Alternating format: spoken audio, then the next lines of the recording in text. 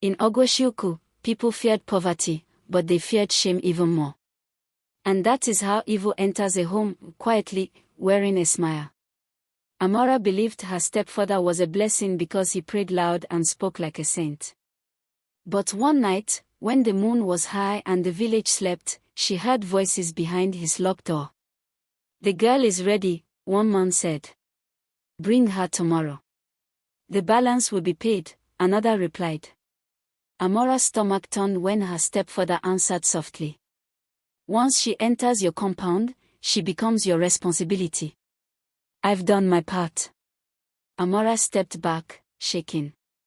She wasn't a daughter in that house. She was a deal. Welcome to the Promiscuous Folktale channel, where stories walk, spirits speak, and legends live again. If you love powerful African tales full of mystery, magic, and meaning, you're in the right place. Don't forget to subscribe, like, and drop your thoughts in the comment section below. And hey, tap the notification bell so you never miss a new story when it drops. Now, sit back and listen closely. And by morning, the whole village would smile and dance. While a girl's life was being traded like a goat in the market.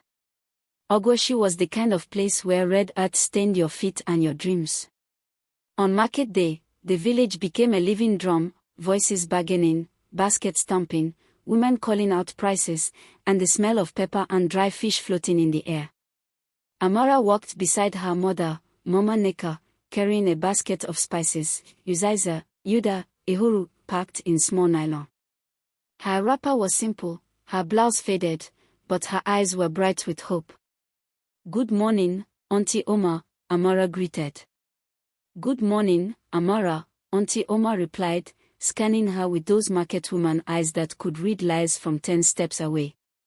Mama Neka coughed gently and tightened her wrapper. Since her husband died, life had become one long struggle: rent, food, school fees, hospital bills, and the shame of borrowing. Amara leaned closer. "Mama, are you okay? Should we go back?" Mama Neka forced a smile. "No, my daughter. We will manage." Amara nodded.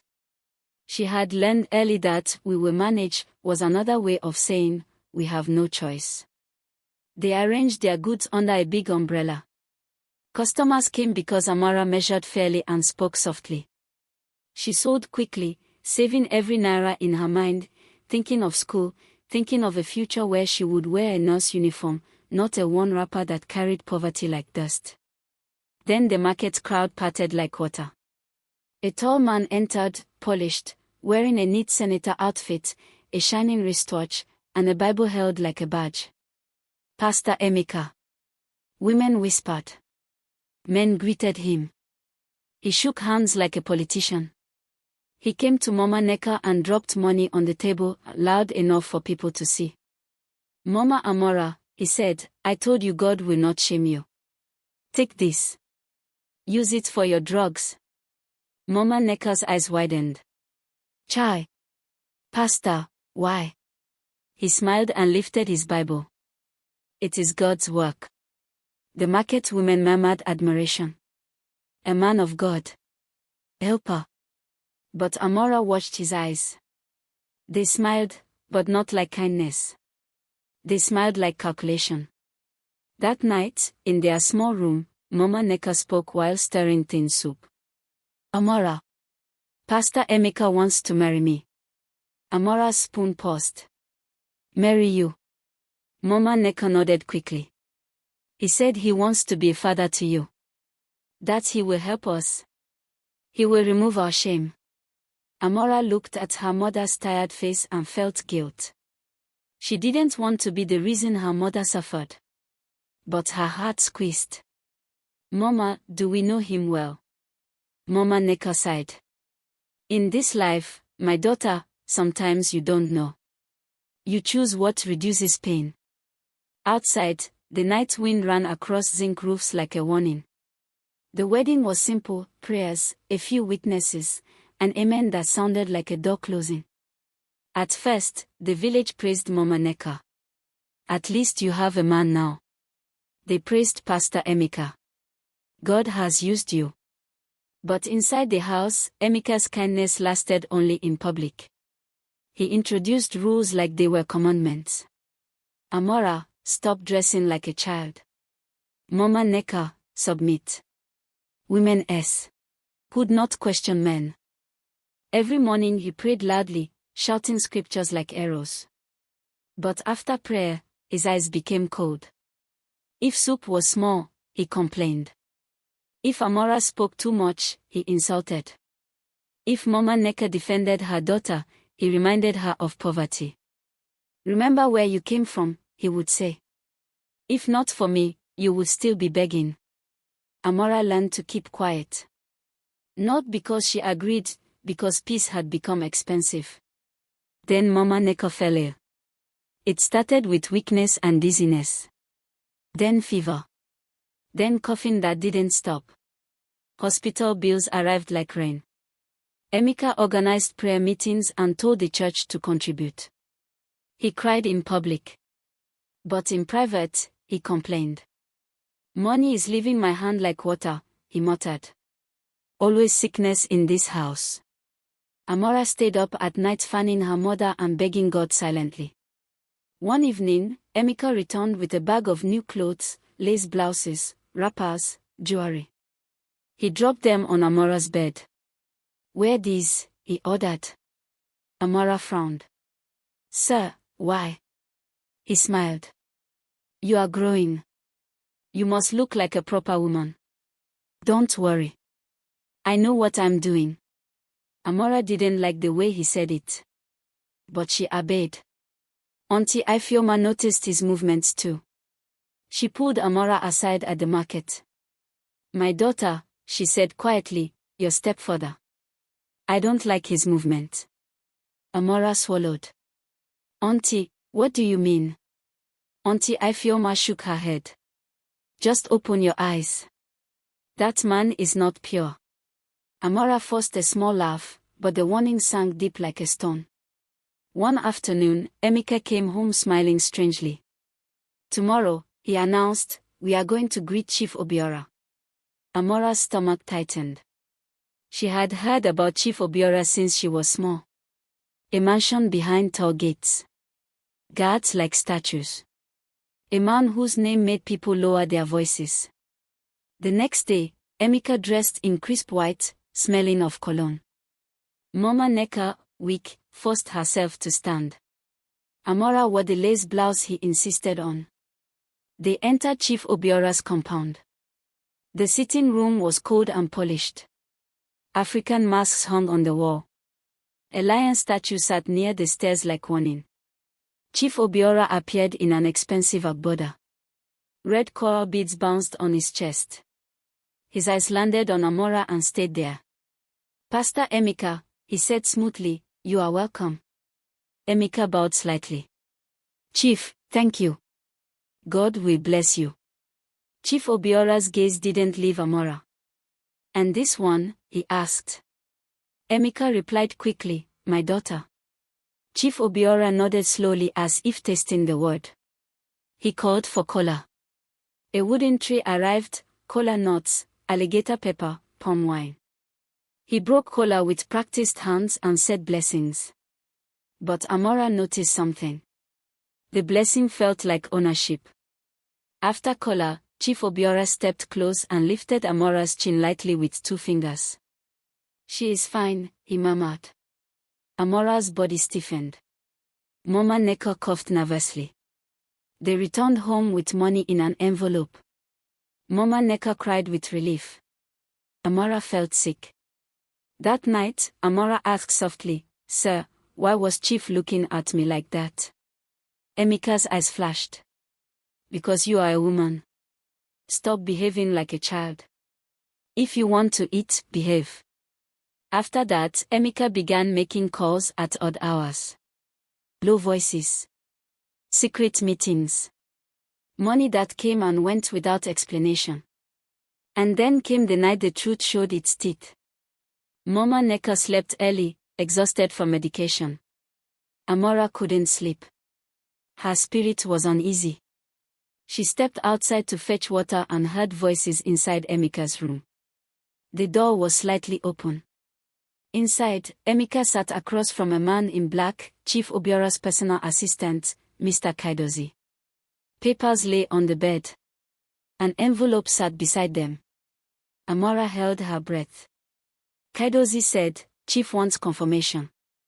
Once she enters his compound tomorrow, the balance will be paid." Emeka replied, "Everything is ready.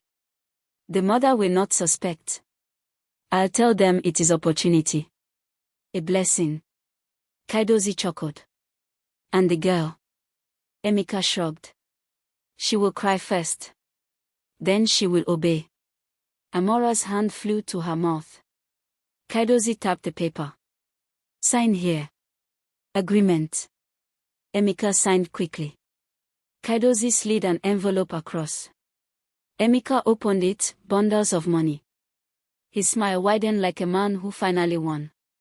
Then he said the words that shattered Amara's world.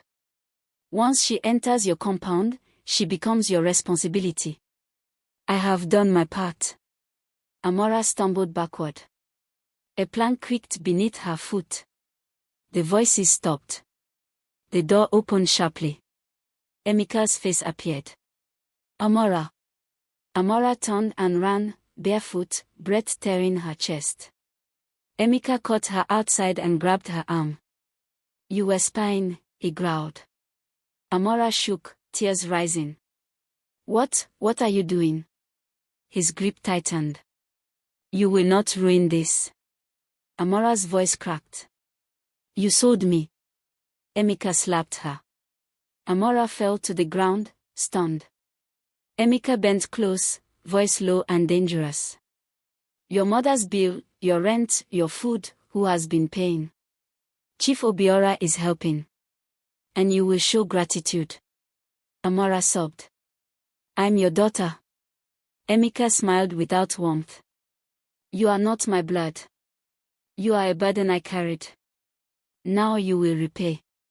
From inside, Mama Neka's weak voice called, "Emeka, what is happening?" Emeka's face changed instantly into holy sweetness. "Nothing. Amara is being stubborn. I am correcting her." Then he whispered into Amara's ear. "If you open your mouth, your mother will suffer. Do you understand?" Amara's tears fell silently. Because air can lock the strongest mouth. The next morning, Emeka acted like nothing happened. He made tea for Mama Neka. He prayed loudly. He smiled softly. "My wife," he said, "today we will send Amara somewhere better." Mama Neka looked hopeful. "Where?" Emeka smiled. "Chief Obiora has a program.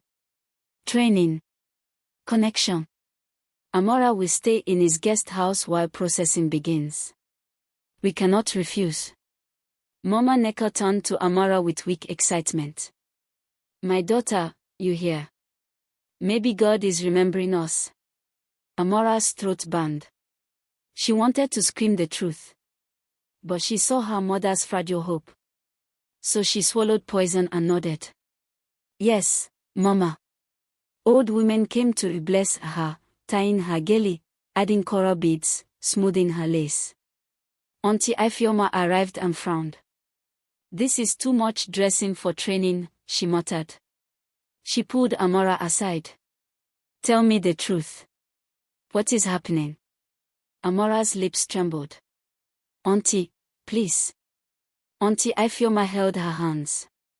"Look at me." Amara whispered, broken, "If I talk, my mother."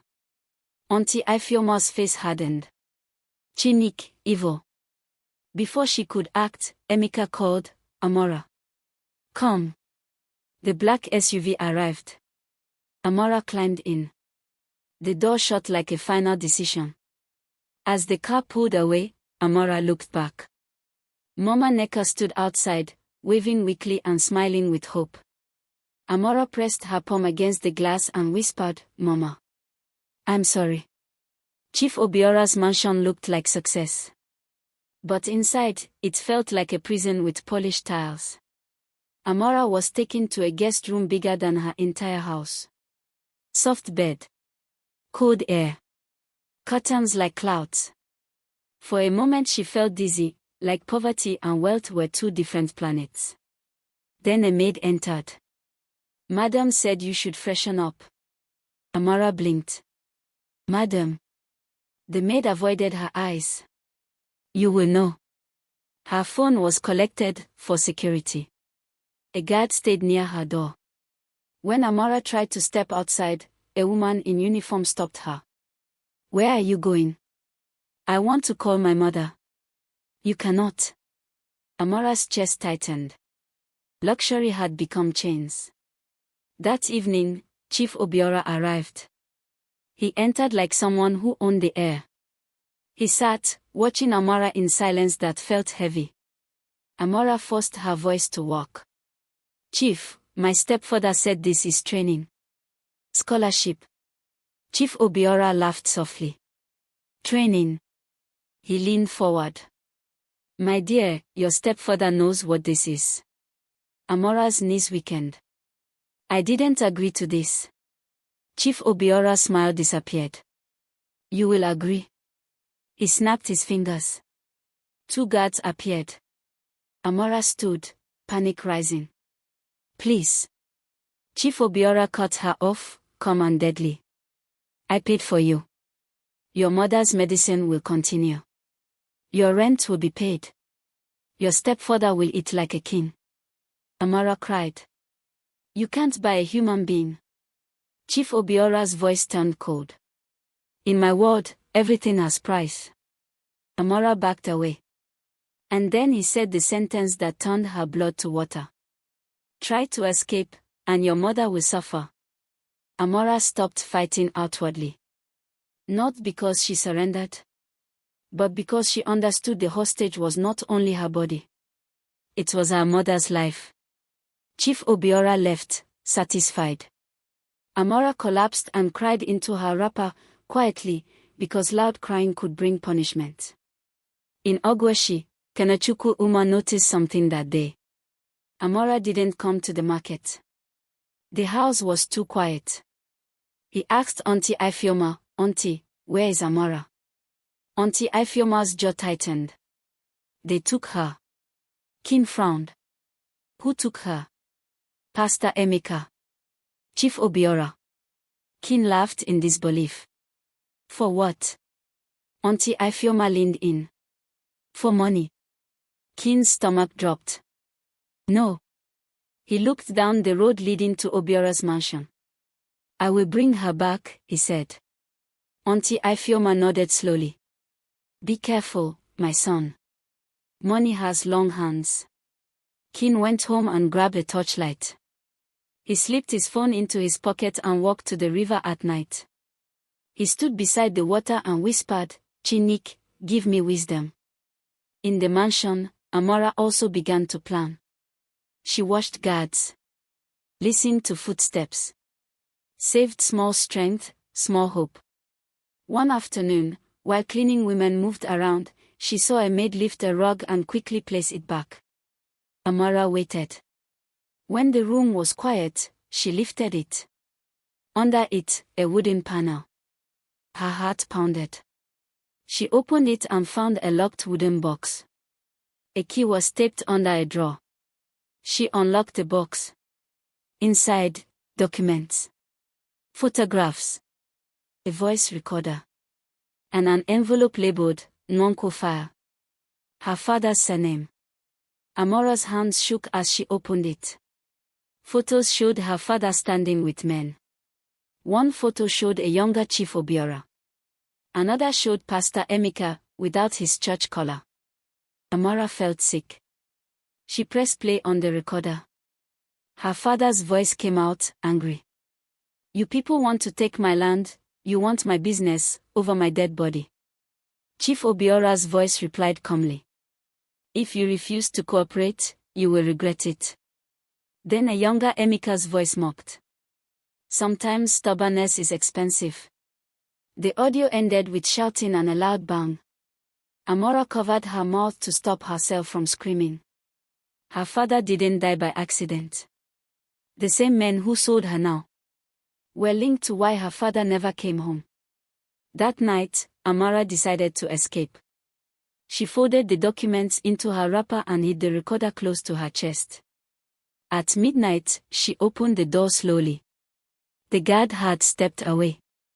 She moved through the corridor, reached a small back door, and stepped outside into cold night air that tasted like freedom. But stop! A guard grabbed her arm. Amara struggled, cried, kicked. Please. She was dragged back, inside. Chief Obiora appeared like thunder. You want to disgrace me? Amara screamed, I want my life. Chief Obiora slapped her hard and leaned close. If you try again, I will stop your mother's payments. Amara's tears fell. That was the chain tightening. No outside. No phone. No visitors. Amara lay on the bed staring at the ceiling, tears silent. Fear was still there. But now it lived beside something stronger. Rage. Back in Ogwashi, Auntie Ifeoma refused to stay quiet. She visited Mama Neka with soup. Emeka acted sweet. Auntie Ifeoma watched him like a hawk. Pastor, she asked, where is Amara? Emeka replied smoothly, opportunity. Training. Mama Neka smiled weakly. God has remembered us. Auntie Ifeoma's heart broke. She couldn't kill the woman with truth without proof. So she went to Elder Motsi Dinta, the respected elder with an Ofo staff, and told him, something is wrong. That girl has been sold. Motsi Dinta's eyes sharpened. He called other elders. They agreed to investigate. But elders moved slowly.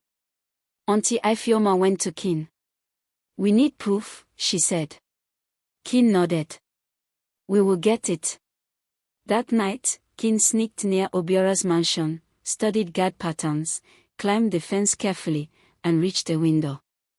Inside, he saw Amara sitting on the bed, eyes swollen, staring into nothing. He tapped softly. Amara turned, shocked. Kin, she whispered.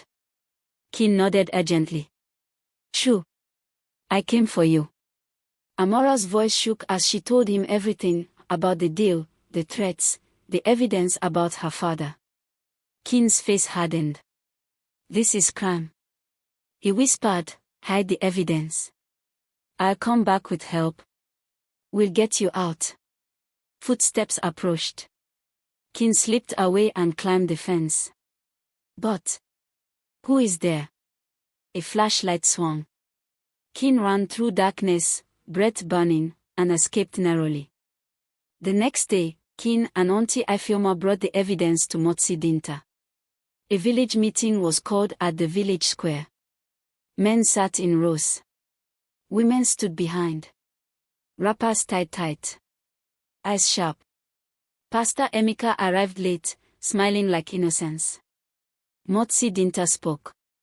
In our land, a child is not goat. A girl is not property. We hear Amara is in Chief Obiora's compound. Emeka smiled. Opportunity. Auntie Ifeoma stepped forward, voice loud. My people, they have sold her. Emeka shouted, lies. Jealousy. Motsi Dinta raised his hand. Play it. The recorder played. The village fell silent. Mama Neka, sitting weak, looked up sharply. That voice, she whispered. That is Emeka. Her face shattered. No. Emeka, tell me it's not true. Mama Neka collapsed. Women screamed. Men shouted. Motsi Dinta struck his Ofo staff on the ground. Enough. Tonight, we go to that compound with elders and police. Emeka's eyes darted. He realized the ground had shifted under him. That night, Ogwashi moved like a storm. Elders carried lanterns. Youths carried sticks, not to kill, but to protect. Women followed, shouting prayers and curses. At the mansion gate, Guards blocked them. "Go back," a guard shouted. Motsi Dinta stepped forward. "We came for our daughter." Mr. Kaidozi appeared, smiling nervously. "Elders, misunderstanding." The crowd roared. "Open the gate. Bring the girl." "Shame." Police arrived, hesitant. Motsi Dinta faced them. "If you refuse to do your work, this village will do justice by itself." The officers swallowed and signaled. The gate creaked open. Inside, Chief Obiora appeared on the balcony, furious. "What is this nonsense? You cannot command me in my own house." Motsi Dinta shouted, "Bring Amara out." Chief Obiora laughed coldly. "You people have no power here." Guards moved forward. The crowd tensed. Then Amara appeared at the top of the stairs, pale, shaking, but holding the documents. She shouted with a broken, brave voice. "I did not agree. I was brought here by force." The crowd erupted. Chief Obiora tried to grab her. Amara screamed. Kin ran forward, pushing through bodies. Police stepped in. One officer grabbed Chief Obiora's arm. Chief Obiora roared. "Do you know who I am?" The officer answered, shaking but firm. "I know what a crime is." Amara ran down the stairs and fell into Kin's arms, sobbing. Women wailed like funeral, because it wasn't just rescue. It was the death of trust. Mama Neka was rushed to the clinic, still weak from shock. Amara sat by her bed holding her hand. Mama Neka opened her eyes and cried immediately. "My daughter," she whispered. Amara nodded, tears falling. Mama Neka sobbed, "I thought I was saving you." Amara whispered, "You didn't know, Mama. You didn't know." Mama Neka shook with regret. "I brought a devil into our house." Amara held her tighter. "It's over. We won't be silent again." Chief Obiora tried to bribe his way out. Pastor Emeka tried to cry and quote scriptures. But this time, truth had witnesses. Police searched the mansion and discovered more evidence, money trails, shady agreements, other names. It wasn't only Amara. She was almost one of many. Chief Obiora was detained. Pastor Emeka was detained. The village sighed, half relief, half grief. Because even when justice wins, scars remain. Weeks later, Amara stood in the community hall before women and young girls. She wore a simple wrapper and coral beads, not forced lace, not borrowed glamour. She held the microphone with shaking hands and spoke.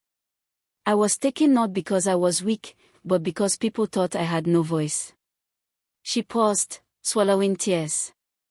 "My mother did not know. She was tired, sick, and afraid. But my stepfather knew.